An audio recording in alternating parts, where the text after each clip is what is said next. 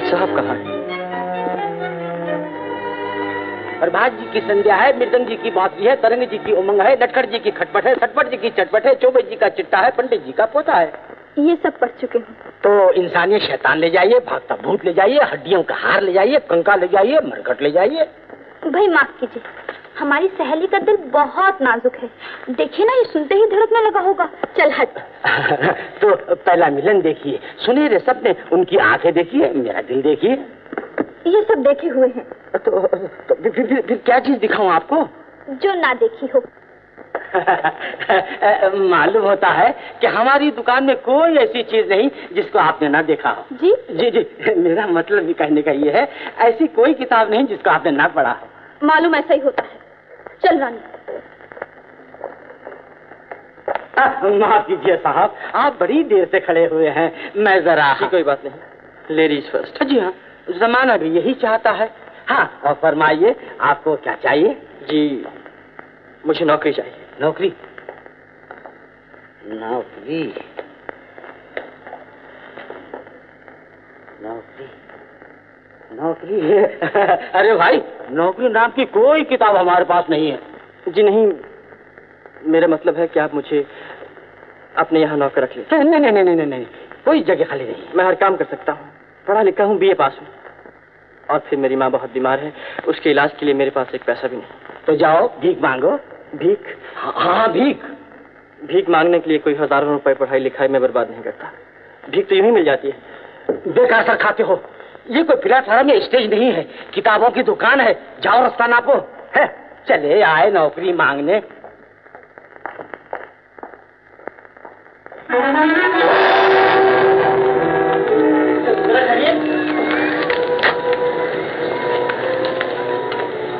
अरे अपनी पर्स। जी शायद ये आपका पर्स? जी, मैं जल्दी में भूल आई थी। आपका बहुत बहुत शुक्रिया। जी कोई बात नहीं, मैं आपका ये सब कहने की जरूरत नहीं, मैंने वही किया है जो कि इंसान को करना चाहिए। अच्छा नमस्ते। जरा सुनिए। फरमाइए। ये लीजिए। ये क्या? इसमें 1500 रुपए रखे थे। तो क्या हुआ? आपको भी कुछ देना चाहिए ना? जी नहीं, बस आपकी थी और रुपए भी आपके। शुक्रिया। अजीब आदमी है, बहुत शरीफ आदमी मालूम होता है, लेकिन ये तुम्हें मुड़ के क्यों देख रहा है? आवाज दो। नहीं नहीं।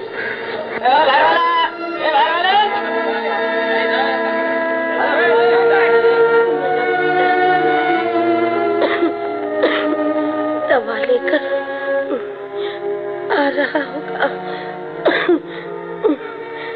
ईश्वर के बाद मेरा तो वही एक सहारा है।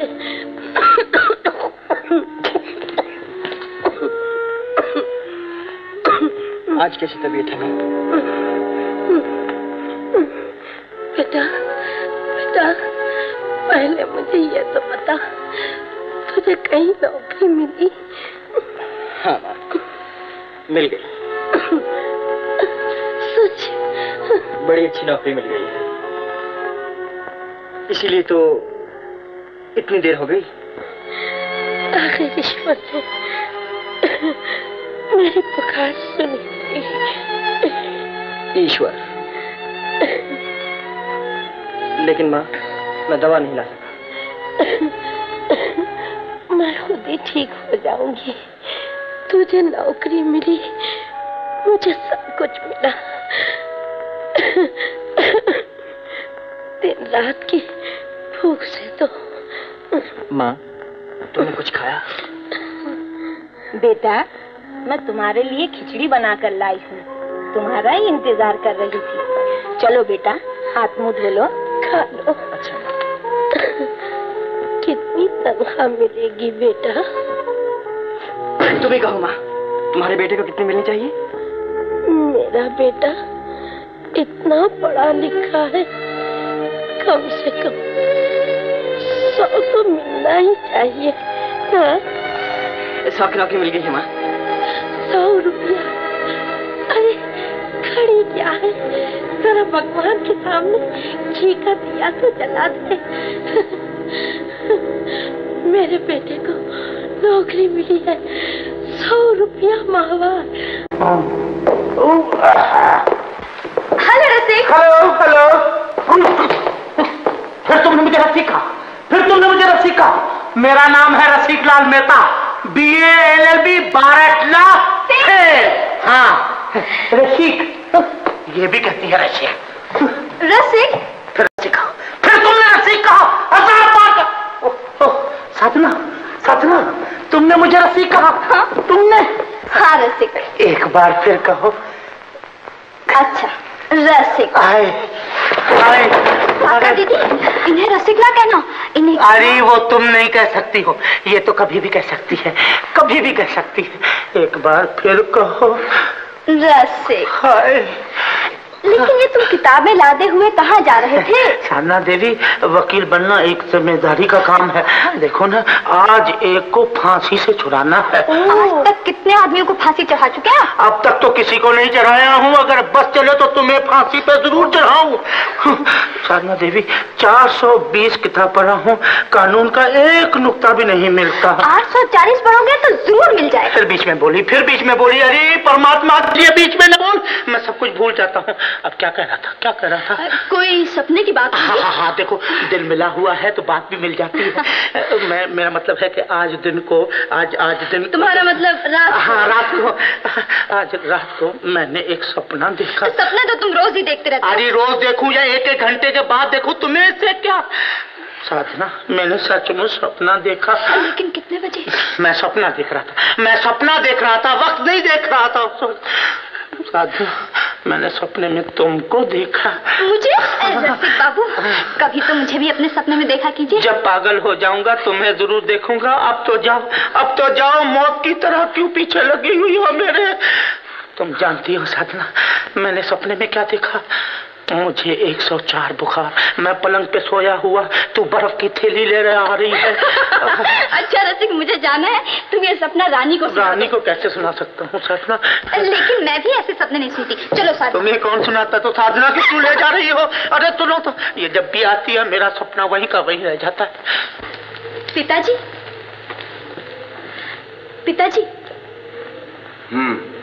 आप अक्सर कहा करते हैं ना कि दुनिया में सभी गरीब, चोर, डाकू और बेईमान हुआ करते हैं। लेकिन आज का किस्सा सुनकर आपको अपना विचार बदल देना पड़ेगा। मैं अपना पर्स एक दुकान में भूलकर चली आई और जैसे ही मैं कार स्टार्ट कर रही थी, एक गरीब मगर ईमानदार आदमी ने मुझे पर्स लाकर दे दिया। वो बेहद परेशान दिखाई पड़ता था। अगर वो चाहता तो 1500 रुपया अपने पास रख लेता, मगर उसने अपना धर्म और विश्वास कायम रखा। 100 में 1-2 आदमी ऐसे निकल सकते हैं, लेकिन आमतौर से देखा जाए तो गरीब और बेकार लोग अक्सर चोर और डाकू होते हैं, क्योंकि उनकी गरीबी और बेकारी ही उन्हें गुनाह करने पर मजबूर। साधना, क्यों अपने पिताजी से दूसरों के लिए झगड़ रही है? जा सरजू को चाय लाने के लिए कहे। और रसिक लाल भी आए हैं। अच्छा जी। पिताजी, फिर भी इस बात पर ठंडे दिल से गौर करें।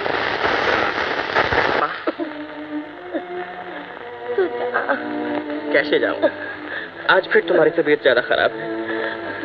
तुझे जाना ही पड़ेगा मेरे बच्चे, नई नौकरी है।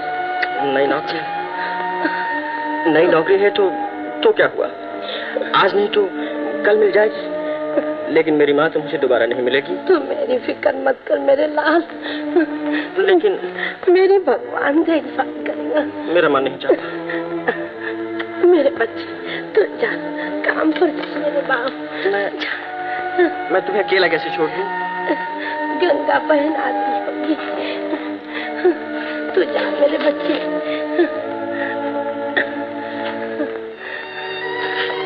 भगवान तेरी देखभाल करेगा।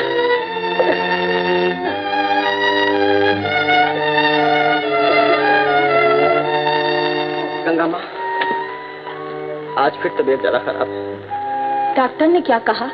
डॉक्टर ने कहा था कि जल्द ही पंचकनिका अस्पताल में ले जाओ, नहीं तो वहां से हाथ धो बैठोगे। तो बेटा किसी न किसी तरह ले जाओ।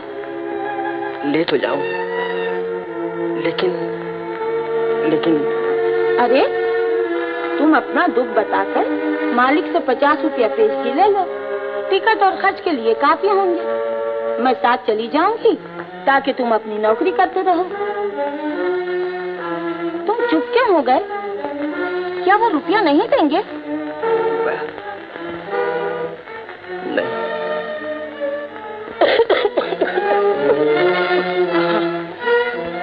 क्यों नहीं देंगे?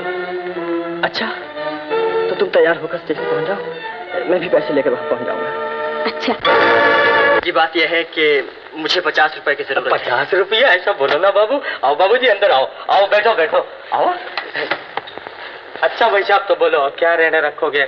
जी जमानत तो है, अगर आप समझ सकें तो। किस चीज की? बोलो। मेरी जुबान की, मेरी इज्जत की। मैं आपसे वादा करता हूँ कि मैं आपके रुपए 1 महीने में किसी न किसी तरह जरूर लौटा दूंगा। अरे बाबा जा, तेरी इज्जत, तेरी जुबान, तू जैसे कंगाल की इज्जत और जुबान। अरे जा बाबा जा। आजकल का जमाना तो सोना चांदी हीरा जवाहरात का है, पुगट में पैसा कौन देता लेने को है। चल चलो यहाँ से, चलो। तो तुम्हारा मतलब है दुनिया में गरीबों की कोई इज्जत नहीं? नहीं। उनकी बात की कोई कीमत नहीं? नहीं। उनके वादों पर कोई भरोसा नहीं? नहीं नहीं, सुना, चल यहाँ से, भिखारी कहीं के, पता जा। काश तुम्हारी माँ मर रही होती और उसकी जिंदगी खरीदने के लिए तुम्हें भी 50 रुपयों की जरूरत पड़ जाती। जरूरत पड़ जाती तो जाओ भीख मांगो जी। अगर कोई भीख ना दे तो? भीख ना दे तो चोरी करो, डाका डालो, किसी का भी खीसा काटो। जवान हो, अट्टे कट्टे हो, किसी से भी छीन सकते हो। चल यहाँ से, भिखारी कहीं का, जाओ। शायद आप ठीक कहते हैं।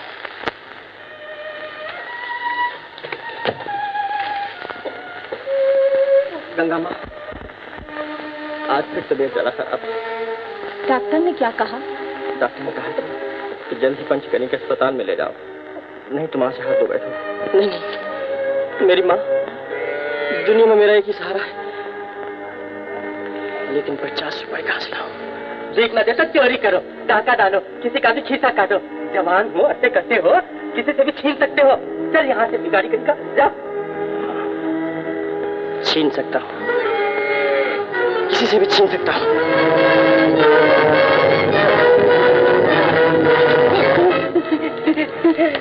ये बाकी के पैसे, अरे पैसे को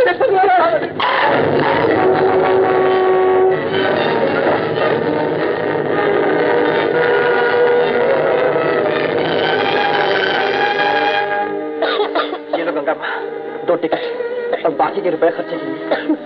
बेटा, खत लिखना अस्पताल के पते पर। अच्छा माँ। मेरे बच्चे, नौकरी जी लगा कर करना बड़ी मुश्किल से आया है ये समय। मेरे बच्चे के तुम नौकर हो गए हो। बेटा, तू इतना घबराया हुआ क्यों है? मैं भागा भगा रहा था माँ, सोचा कहीं गाड़ी ना छूट जाए। ठीक है। अच्छा माँ। बेटा, तबीयत बहुत संभालना। खत जरूर लिखना बेटा, भूलना नहीं।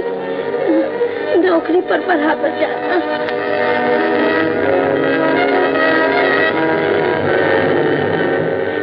ये साहब, गाड़ी की क्या जरूरत? मैं खुद ही पुलिस चौकी पर जा रहा। चोरी और सीना जोरी? मैंने चोरी नहीं की, मुझे 50 रुपए की जरूरत थी, मैंने छीन लिए। सिर्फ 50 रुपए नहीं, आपने सेठ चंदमल का खून भी किया है। खून? मैंने? हाँ, खून किया आपने।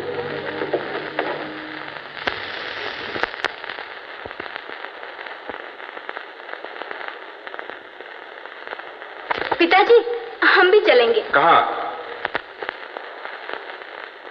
आज गरीबी और गुनाह पर लेक्चर होने वाला है, हम लोग वहाँ जा रहे हैं। आप हमें रास्ते में छोड़ते जाइएगा। नहीं बेटा, मेरे पास इतना वक्त नहीं है, मैं खून के मुकदमे फंसा हूँ। साधना जी। माता जी, देख बेटा, रसिक आए हैं, तू उनसे बातें कर, मैं पूजा करके अभी आती हूँ। जा, तू जा। वाह, मैं क्यों जाऊँ? बैठा तो तुम्हारे लिए है, तुम जाओ। अजीब बेशर्म आदमी है ये, जब देखो मौजूद। कम वक्त रोज कोई सपना देख लेता है तो घंटों तक सुनाने बैठ जाता है। मैं तो बाज आई इससे। क्यों नहीं, शायद आज तक उस पर्स वाले साहब की याद आते ही तुम्हारा दिल जोर जोर से धड़कने लगता होगा। धक धक धक धक।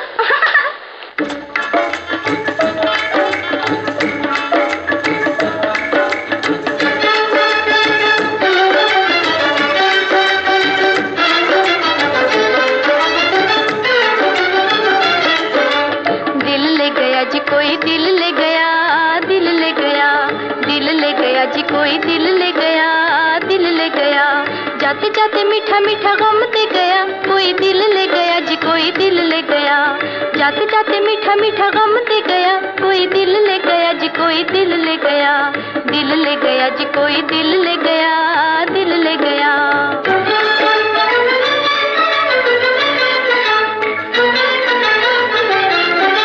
प्यार की गली में मिले दो दिल वाले, प्यार की गली में मिले दो दिल वाले। राजा की रानी खड़े दिल को संभाले, दिल को संभाले। पूछती है याद मुझे कौन दे गया, कौन दे गया। पूछती है याद मुझे कौन दे गया, कौन दे गया।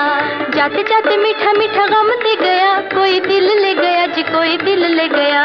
दिल ले गया जी कोई, दिल ले गया, दिल ले गया।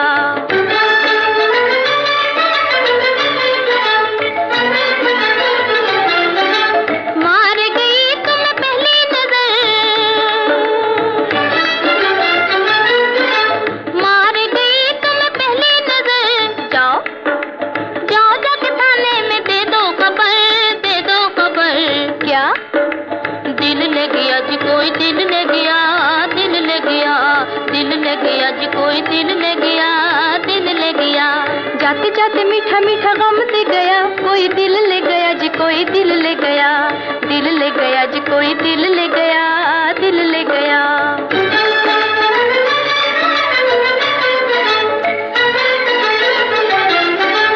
ओ दिल लेने वाला कभी पकड़ा न जाए, हाँ पकड़ा न जाए।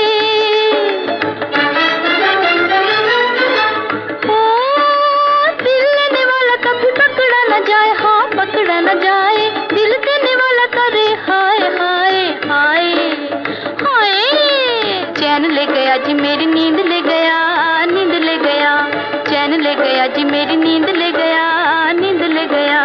जाते जाते मीठा मीठा गम दे गया, कोई दिल ले गया जी कोई, दिल ले गया। दिल ले गया जी कोई, दिल ले गया, दिल ले गया।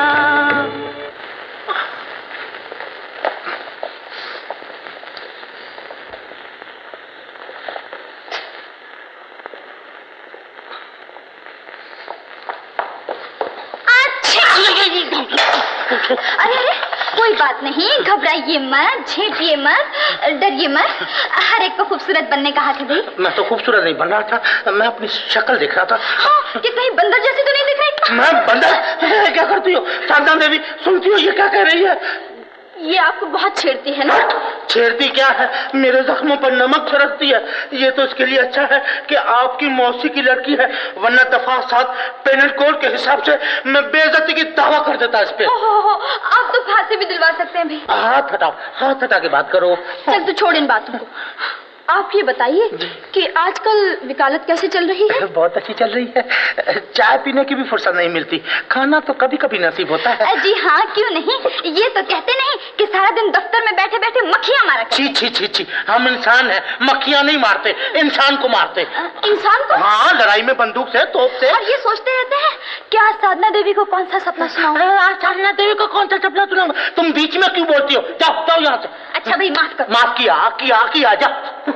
अच्छा आप यहाँ बैठिए, मैं अभी माता जी को भेजती हूँ। माता जी को भेज? आप पियानो बजाइए ना। पियानो मुझे नहीं आता। साधना देवी सुनो तो, मैं आपको कोरट ले जाना चाहता हूँ। आपके पिताजी वहाँ एक ग्रेजुएट के केस में कानून की बारीकियाँ पेश करने वाले हैं, चलोगी? मैं जानती हूँ पिताजी क्या बारीकियाँ पेश करेंगे। ऐसे अगर गुनाहगार को 5 साल की सजा होने वाली होगी तो उसे 20 साल की करवा देंगे। जूरी साहिबान, गुनहगार योगेंद्र पढ़ा लिखा ग्रेजुएट, उसे अपनी बीमार मां को बचाने के लिए रुपए की जरूरत थी। अगर वो चाहता तो ईमानदारी से रुपए कमा सकता था। मैंने ईमानदारी से रुपया कमाने की कोशिश की साहिबान, लेकिन वो समझ से काम ले सकता था। लेकिन उसने इंसानियत के दायरे से गिरकर चंद चांदी के टुकड़ों के लिए एक शरीफ इंसान का खून किया है। मैंने खून नहीं किया, मैंने खून नहीं किया है। इसने खून किया है। मैंने खून नहीं किया है। खामोश, सरकारी वकील की बातों को मत टोको। साहिबान, अगर एक अनपढ़ और गवार गुनाह करता है, हम उसे माफ कर सकते हैं, क्योंकि उसके दिमाग में इतनी ताकत नहीं कि वह गुनाह के नतीजे को सोच सके। लेकिन यह इंसान जो कायदे कानून को जानता है, पढ़ा लिखा है, यूनिवर्सिटी से डिग्री हासिल की है, अगर वो गुनाह करता है तो हम उसे कभी माफ नहीं कर सकते, क्योंकि उसने जो कुछ किया है जानबूझ के किया है। गुनाहगार योगेंद्र ने खून किया है और जानबूझ के किया है। That's all your honour. क्या आप लोगों ने फैसला कर लिया? हाँ जनाब। सब सहमत हैं? हाँ जनाब। आपका फैसला क्या है? हम मुजरिम को खून और चोरी का गुनहगार समझते हैं। मैं जूरी के फैसले से सहमत हूँ। मुलजिम ने जिस हालत में ये गुनाह किया है, उन्हें सोचते हुए मैं मौत की सजा देने के बजाय इसको उम्र भर कैद की सजा देता हूँ। ये कहना 50 रुपए के लिए उम्र भर की कैद? चाचा, मैं अपील करूंगा, मेरी पूरी ताकत से कीजिए, वो मेरे बगैर जिंदा नहीं रह। चाचा, मैं आपके साथ करता हूँ। क्या कहा? मेरे बेटे को उम्र भर की सजा? हाँ बहन, ये देखो, मेरे बेटे ने चिट्ठी में लिखा है, यूं तो छूट जाने की पूरी उम्मीद थी। तो सजा किसने करवाई? सरकारी वकील ने। सरकारी वकील ने? आया बड़ा कानून वाला। मैं अभी उसी कसाई के पास जाती हूँ और कहती हूँ कि या तो मेरे लाल को छोड़ दे, नहीं तो उसके साथ मेरी भी जान से रहे।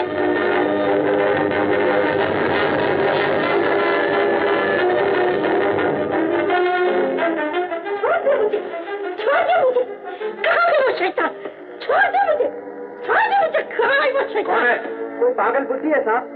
मैं पागल नहीं, मैं योगेन की माँ हूँ। माँ जिसे तूने 50 रुपए के लिए उम्र भर की सजा करवाई। तेरे कानून में ये लिखा है कि गुनाह एक करे और जाने दो की नहीं जाए। जज और जूरी को बहकाकर तूने मेरे बच्चे की जिंदगी बर्बाद की। तूने मुझे हमेशा के लिए अंधा कर दिया। मैंने जो कुछ किया ठीक किया। हाँ ठीक किया है। कानून यही चाहता था। बाहर में जाए तेरा कानून। पता अब मैं किसके सहारे जीऊंगी? कि बुढ़ापे की थरथरती काया मैं किसके हाथ में सौंपूंगी? मरते वक्त मुझे पानी कौन देगा? मरने के बाद मेरी चिता में कौन आग लगाएगा? ये मैं नहीं जानता। तेरे लड़के ने खून किया तो जो सजा मिली ठीक मिली, अमीर हो या गरीब, कानून सबके लिए एक है। कानून? बड़ा आया कानून वाला। जिस कानून में दया नहीं, धर्म नहीं, वो कानून कानून नहीं, कसाई का छुरा है। जिस छुरे से तूने हजारों की जानें ली है, मेरे बुढ़ापे को भी हराम कर दिया। कितने वर्षों बाद जब मेरा जवान बेटा बूढ़ा होकर बाहर निकलेगा, उसके लिए दुनिया में क्या बाकी रह जाएगा? जिंदगी कदम कदम पर उसे ठोकरें लगाएगी। इसका जवाबदार तू है, वकील तू है। मैं तेरा गला दबाकर तेरा खून कर दूंगी। खड़ी कर देख रही हो, तमाशा है।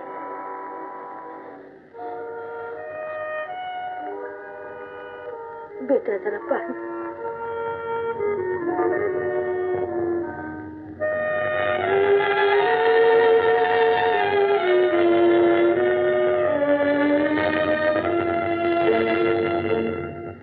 पता अब मैं किसके सहारे जीऊंगी? कि बुढ़ापे की थरथर दिखाया मैं किसके हाथ में सौंपूंगी? कितने वर्षों बाद जब मेरा जवान बेटा बूढ़ा होकर बाहर निकलेगा, उसके लिए दुनिया में क्या बाकी रह जाएगा? जिंदगी कदम कदम पर उसे ठोकरें लगाएगी। इसका जवाबदार तू है, वकील तू है। राम सिंह, राम सिंह, राम सिंह, राम सिंह, राम सिंह। जी। उस बुढ़िया के लिए अलग मकान का इंतजाम कर और उसके गुजर के लिए जो कुछ रुपए की जरूरत है वो मुझसे ले जाना और उससे मेरा नाम मत बताना। बहुत अच्छा। हाँ, तो मिस्टर रसिकलाल मेहता जी, एक राय लेनी है आपसे। यस, मिस्टर रसिकलाल मेहता वकील, BA LLB bar at law. Fail. I am sorry. Thank you, this is my qualification. राय देने के लिए हर वक्त तैयार। हाँ, तो कोई अच्छा सा लड़का है तुम्हारी नजर में? क्यों, बावर्ची भाग गया? बावर्ची के लिए नहीं, तो शादी के लिए। शादी के लिए? शादी के लिए बंदा हाजिर है। अरे लेकिन साधना के लिए नहीं भाई। तो फिर? रानी के लिए। क्या कहा? रानी के लिए? तौबा तौबा, ये मुंह और मसूर की दाल। अरे ये तो किसी का भी हाथ पकड़ लेगी। मैं तो ये सोचता हूँ कि इसका भी कोई हाथ पकड़ेगा या नहीं। न रूप न दौलत। तो क्या हुआ, आप जैसे उल्लू क्या दुनिया में कम? क्या कहा? क्या कहा? मैं उल्लू? साधना देवी, देखिए देखिए। देख रही हूँ। ओह, सॉरी। सुनिए, ये क्या कह रही है? ये कहती है मैं उल्लू। तो क्या बुरा कहती है? तो क्या बुरा कहती है? आप भी मुझे उल्लू समझती है। देखा, फिर कहा। आप समझाइए ना इसे, आप समझाइए ना। देखिए मिस्टर रसिकलाल मेहता, संस्कृत में उल्लू के माने हैं बुद्धिमान, यानी अकलमंद। Wise owl. Yes. Thank you. Quite all right. Quite all right. Thank you. Wise owl. रानी, एक बार फिर कहो प्लीज। क्या तो रानी, कह दो। एक बार। अच्छा, हाँ। तो mister Rasiklal Mehta BA LLB bar at law fail. आप महा उल्लू हैं। अब तो खुश? अरे खुश, वेरी खुश, बहुत हैप्पी। मिस्टर रसिकलाल मेहता महा उल्लू यानी बुद्धिमान, अकलमंद, वाइज आउट। साधना देवी एक मिनट। साधना देवी एक मिनट। अरे गाड़ी रोको, और क्या?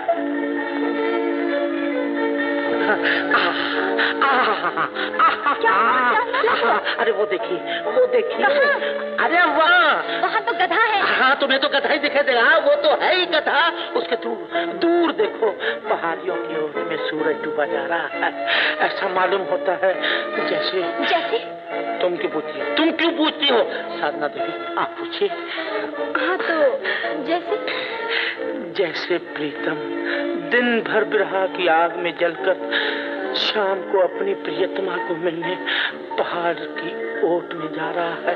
अच्छा जी, आप तो कवि भी हैं? जी हाँ, मैं 3 बरस शांति निकेतन में रहा हूँ। लेकिन मिस्टर रसिकलाल, मुझे तो ऐसा मालूम हो रहा है जैसे कोई बेकार वकील दिन भर कोर्ट में कुर्सियाँ तोड़ने के बाद शाम को खाली जेब घर वापस जाता है। जब भी कहोगी उल्टा ही कहोगी। Shut up!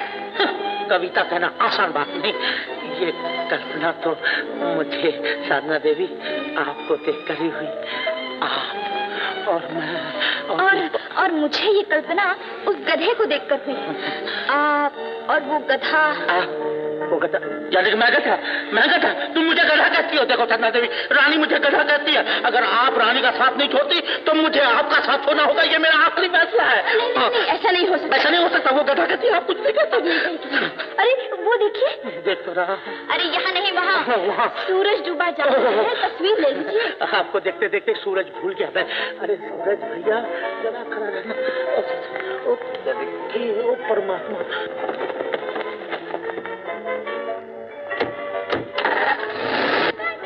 साधना देवी, अरे ठहरो, मैं भी आता हूँ। मैं चलते मर जाऊंगा। साधना देवी, ठहरो। चली गई। टाटा की बच्ची को भी साथ लेकर गई, मुझे नहीं ले गई। कोई बात नहीं, बगत की बात है।